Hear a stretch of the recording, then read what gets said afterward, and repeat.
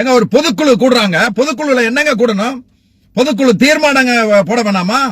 41 பேர் இறந்ததுக்கு முதலில் ஒரு இரங்கல் தீர்மானம் போட வேணாமா? ஒரு நிமிஷம் அந்த 41 பேர் போட்டாவை போட்டு அவங்களுக்கு ஒரு வீர வணக்கம் செலுத்த வேணாமா?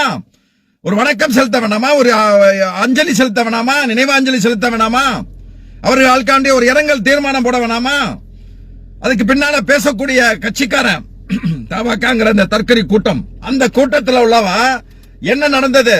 41 பேர் மறப்பதுக்கு தாமதமா வந்தது ஒரு காரணமா இருக்கலாம். இந்த மாதிரி நீங்க எல்லாம் சேர்ந்தது காரணமா இருக்கலாம். எதா இருந்தாலும் நம்மனால ஒரு நடந்த சம்பவத்துக்கு நான் வருத்தம் தெரிவிச்சுக்கிறேன்.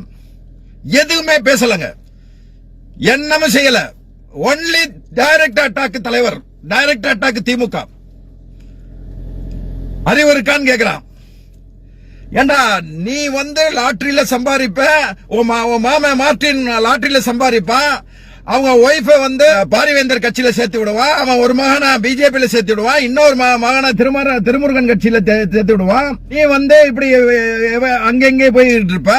போலி லாட்டரியில சம்பாரிச்ச காசை போட்டு எப்படினாலும் அந்த ஆட்சியை கவிழ்த்துட்டு இல்ல ஆட்சிக்கு உதவி பண்ணி வேற ஆள வர வச்சு உன்னுடைய போலி லாட்டரி சாம்ராஜ்யத்தை வளர்க்கணும் அப்படிங்கறதானடா உங்களுடைய லட்சியம்.